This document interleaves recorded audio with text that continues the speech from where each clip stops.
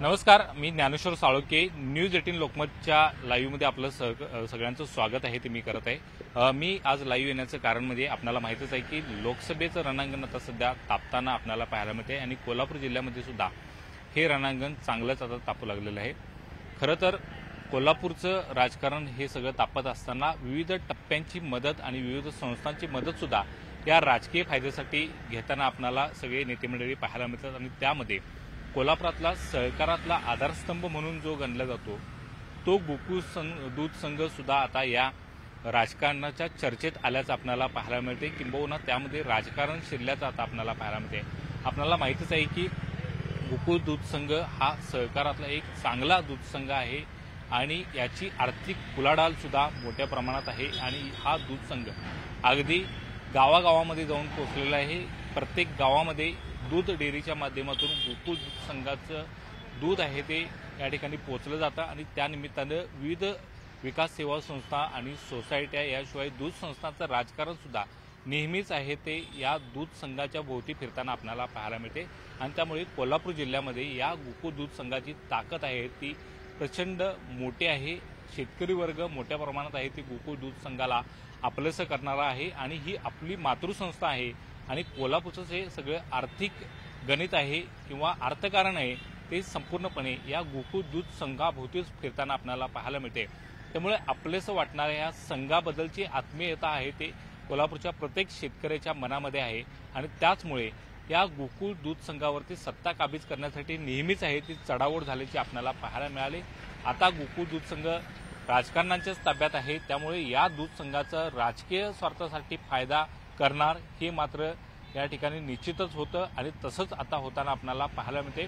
खरं तर नेते मंडळी अनेक वेळा सांगतात की गोकुळ दूध संघामध्ये म्हणजे सहकारी संस्थांच्या मध्ये बाकीचं राजकारण पक्षीय राजकारण आम्ही आणणार नाही आणि या दूध संघ जे आहे सहकारी तत्वावरती चालेल. शेतकऱ्यांचा हा दूध संघ आहे त्यामुळे शेतकऱ्यांच्यासाठी चालेल अशा पद्धतीची वल्गना नेते मंडळी करताना पाहायला मिळतात. मात्र त्याच्या उलट वातावरण आहे ते निवडणुकीच्या काळामध्ये आपल्याला पाहायला मिळते आणि तसंच काहीसं वातावरण आता सुद्धा या निमित्तानं लोकसभेच्या रणांगणामध्ये सुद्धा आपल्याला दिसून येते. गोकुळ दूध संघाचा पाठिंबा घेण्याचा प्रयत्न आहे तो राज्यातले अनेक नेते करताना पाहायला मिळतात आणि त्यामुळे गोकुळ दूध संघाच्या अध्यक्षांना अनेक जण फोनवरून आपल्याला पाठिंबा द्यावा अशा पद्धतीची विनंती सुद्धा करताना पाहायला मिळतात. असे फोन जे आहे ते व्हायरल सुद्धा झालेले आहेत आणि गोकुळचे अध्यक्ष ठराविक एका पक्षाला पाठिंबा देत असल्याचं स्पष्टपणे कबुली यामध्ये देताना पाहायला मिळते. त्यामुळे गोकुळचं हे जे राजकारण आहे किंवा गोकुळच्या अध्यक्षांची भूमिका जी आहे त्या भूमिकेमुळे राजकीय वातावरण कोल्हापूरचं चांगलंच तापल्याचं पाहायला मिळते.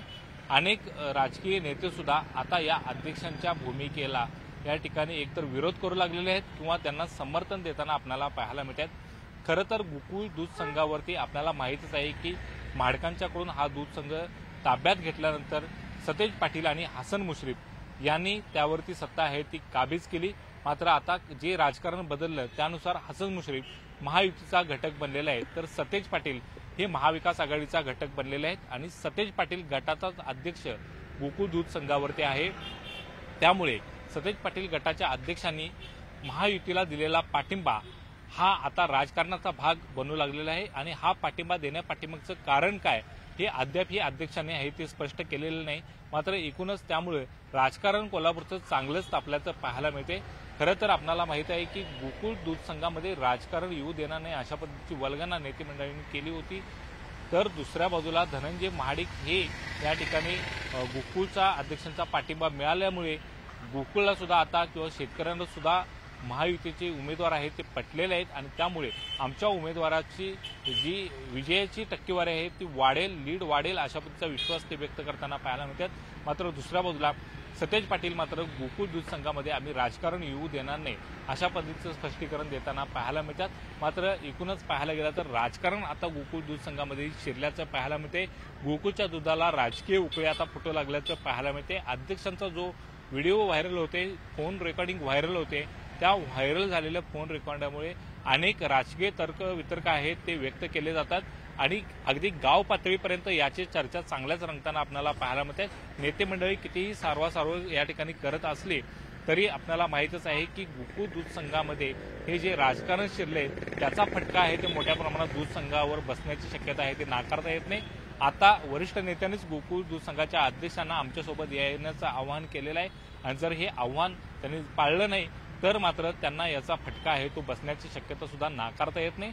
याशिवाय हसन मुश्रीफ सध्या महायुतीचा घटक बनून आहे ते सत्तेमध्ये स्थापन झालेले आहेत। याशिवाय धनंजय महाडिक यांना नेहमी ते सतेज पाटील टक्कर देत होते आणि सतेज पाटलांनी धनंजय महाडिक यांच्याकडून हा दूध संघ काढून घेतल्यानंतर धनंजय महाडिक किंवा महाडिक कुटुंबीय सुद्धा आक्रमक झाल्याचं पाहायला मिळते आणि आता आपसुकच हसन मुश्रीफ त्यांच्याकडे आलेले आहेत आणि धनंजय महाडिक यांना सुद्धा आणि महाडिक कुटुंबियांना सुद्धा गोकुळ दूध संघ पाहिजे आहे। त्यामुळे सत्तेचा वापर करून या दूध संघ काबीज करण्याचा प्रयत्न सुद्धा आहे तो महायुतीच्या या घटकाच्याकडून केला जाईल याची शक्यता आहे, ती नाकारता येत नाही। आणि त्यामुळे एकूणच हे राजकारण पाहिलं किंवा गोकुळच्या अध्यक्षांना पाठिंबा मागितला आणि त्यांनी पाठिंबा द्यायला जर नकार दिला असता की आता त्यांनी होकार दिलेला आहे पण यामध्ये त्यांनी नकार स्पष्टपणे दिला असता तर त्याचे परिणाम आहे ते त्यांना भोगावे लागले असते, अशा पद्धतीची एक चर्चा आहे ते राजकीय रंगताना आपल्याला पाहायला मिळते। आणि त्यामुळे या गोकुळच्या अध्यक्षांच्या या फोन कॉलकडे आहे ते सगळेजण बारकाईने लक्ष देताना पाहायला मिळतात किंवा त्याचे अनेक राजकीय अर्थ सुद्धा काढताना पाहायला मिळतात।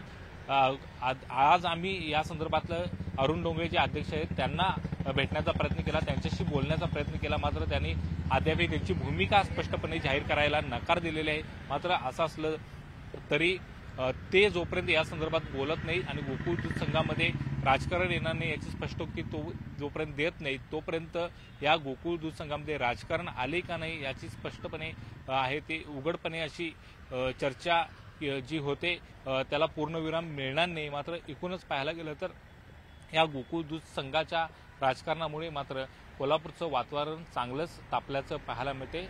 गोकुळ हा एक सर्वसामान्य शेतकऱ्यांनी उभा केलेला दूध संघ आहे, सहकारी तत्वावरती तो दूध संघ चालतो आणि त्यामुळे शेतकऱ्यांना या ठिकाणी मोठा आर्थिक लाभ सुद्धा होत आहे। जे म्हशीचे किंवा गायीचे दूध आहे ते दूध संस्थाच्या माध्यमातून गावागावातून शेतकरी गोकुळपर्यंत पोहोचवत असतो आणि गोकुळ त्याचं मार्केटिंग आहे ते मुंबई आणि पुणे यासारख्या मोठ्या शहरामध्ये करत असतं आणि त्यातून जो मिळणारा फायदा आहे तो शेअर स्वरूपामध्ये शेतकऱ्यांना वाटला जातो। त्यामुळे शेतकऱ्यांना गोकुळ दूध संघाच्या माध्यमातून चांगला दर सुद्धा आहे ते दुधाला या ठिकाणी मिळतो। याशिवाय जनावरांच्या आरोग्य सेवा असू दे किंवा खाद्यपुरवठा असू दे याची सुद्धा सोय आहे ती गोकुळ दूध संघाने केलेली आहे आणि त्यामुळे हा दूध संघ एक नावाजलेला आणि शेतकऱ्यांच्या वतीने आत्मीयता असणारा हा दूध संघ आहे आणि त्याचा फायदा आहे तो शेतकऱ्यांना या निमित्तानं होत असतो। आणि आता राजकारण यामध्ये शिरल्यामुळे जर एखाद्या वेळेस गोकुळ दूध संघाच्या अध्यक्षांनी एखाद्या दूध संस्थेला जर सांगितलं की आमच्या पाठीमागे जो आम्ही आदेश देतोय त्यानुसार तुम्ही उभे राहा तर दूध संस्थेला मात्र या ठिकाणी निर्णय घेणं किंवा निर्णायक भूमिका घेणं आहे ते अडचणीचं ठरणार आहे। यापूर्वी सुद्धा गोकुळ दूध संघामध्ये ज्यावेळी सत्ता काबीज करण्याचं राजकारण रंगलं होतं महाडिक आणि सतेज पाटील गटामध्ये त्यावेळी सुद्धा अनेक दूध संस्थांना याचा फटका बसल्याचं पाहायला मिळालं। अनेक दूध संस्थांचे नोंदण्या रद्द करण्याचा प्रयत्न सुद्धा या राजकीय कारणापोटी झाल्याचं पाहायला मिळते।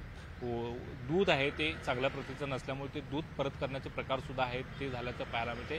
अनेक चिलिंग सेंटर सुद्धा बंद करण्याचा प्रयत्न झाल्याचं पाहायला मिळते आणि त्यामुळे हा राजकीय फटका यापूर्वी सुद्धा दूध संस्थांनी अनुभवलेला आहे आणि त्यामुळे अशा पद्धतीनं पुन्हा एकदा गोकुळच्या अध्यक्षांनी भूमिका घेतली तर आम्हाला भूमिका घेणं अडचणीचं ठरणार आहे आणि त्यामुळे गोकुळचे ज्या दूध संस्था गावागावामध्ये आहेत त्या सध्या त्यांच्या संस्था चालकांच्यामध्ये सध्या भीतीचं वातावरण पाहायला मिळते आणि नेमकी भूमिका आपण कशा पद्धतीने घ्यावी याबाबतची त्यांची साशंकता या ठिकाणी असल्याचं पाहायला मिळते। त्यामुळे गोकुळ या दूध संघाभोवती कोल्हापूरचं राजकारण फिरत असलं तरी त्याचा परिणाम आहे ते गोकुळ दूध संघावरती मोठ्या प्रमाणात होणार आहे, त्याचा फटका आहे ते गोकुळच्या राजकारणात सुद्धा बसणार आहे। त्यामुळे लोकसभेचे राजकीय गणित मांडत असताना गोकुळला जर घेत असेल तर गोकुळला घेऊन ताकद वाढणार आहे। मात्र गोकुळच्या अध्यक्षांनी जर शिरकाव राजकारणाचा गोकुळ दूध संघामध्ये करू दिला तर मात्र या दुधाला राजकीय उकळी फुटून ते दूध पुन्हा नासण्याची शक्यता आहे ती जास्तपणे या ठिकाणी व्यक्त केली जाते। त्यामुळे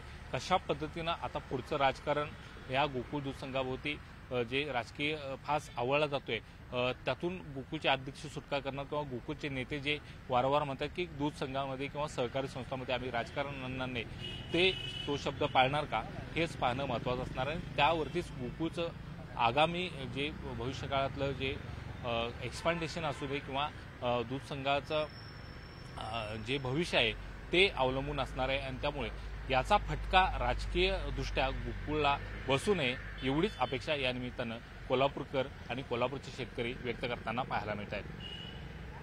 धन्यवाद.